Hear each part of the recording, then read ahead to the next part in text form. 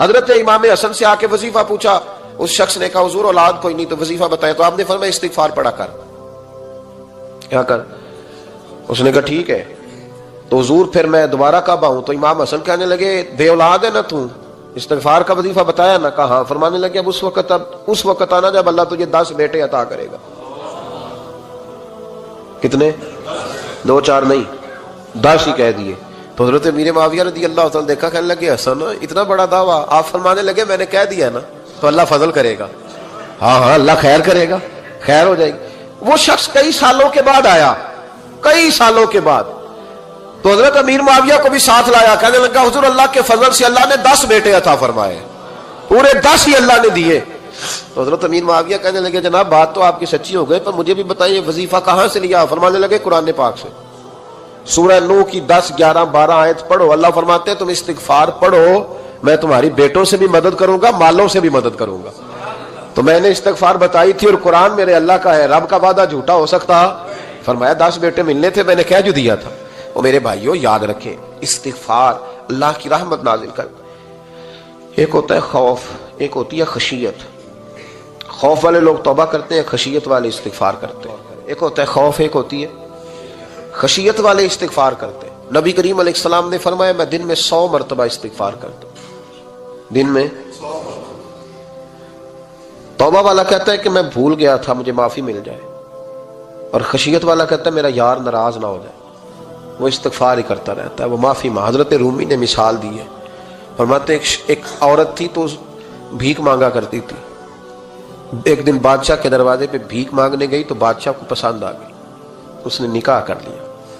20 کنیزائیں us be be کے پاس تھی خدمت کرنے کے لیے، روٹی دینے کے لیے، کپڑا دینے کے لیے، لیکن وہ ہر وقت روتی رہتی تھی، ہر وقت روتی۔ ایک سمجھدار کنیز کہنے لگی کہ ملکہ اب تیرا درجہ بہت بڑا ہے، تو ہر وقت روتی رہتی ہے، معافی ہی مانگتی رہتی ہے ہر وقت، کون سی ایسی نعمت ہے جو تیرے پاس نہیں؟ تو وہ کہنے لگی اس لیے تو روتی ہوں۔ کیا مانا؟ کہنے لگی اس لیے روتی ہوں کہ میں اس قابل نہیں تھی جو مجھے مل گیا، کہیں میرے سر کا سائیں ناراض نہ ہو جائے، وہ کہیں بگڑ نہ جائے، مجھے پتا ہے کہ میں کیا تھی اور مجھے کہاں تک پہنچا دیا، میں روتی اس لیے ہوں کہ کبھی کہیں وہ ناراض۔ حضرت عمر اس لیے روتے تھے کہ کہیں مصطفیٰ ناراض نہ ہو جائے، حضرت ابو بکر اس لیے تڑپتے تھے کہ کہیں اللہ کا فضل روٹھ نہ جائے۔ یہ جو مولا علی اپنے کمرے میں بیٹھ کے زور زور سے استغفار پڑھتے تو اس لیے نہیں کہ بڑے پاپ تھے جن کی معاذ اللہ معافی مانگتے تھے، اس لیے کہ رب رسول کہیں ناراض نہ ہو۔ خشیت تھی کہ جہاں ہم پہنچے ہوئے کہیں وہاں سے واپس۔ استغفار بندے کی اللہ سے صلح کرا دیتا ہے، بندے کی رب سے صلح ہو جاتی ہے جب استغفار۔ دیکھیں نا بڑی سادی سی بات ہے کہ 2 بھائی ناراض ہوں تو بڑا کہتا ہے اس نے میری بے ادبی بڑی کی، تو چھوٹا اگر پاس آ جائے اور پیر پکڑ لے کہ چل یار معاف کر دے، تیرا بھائی نہیں۔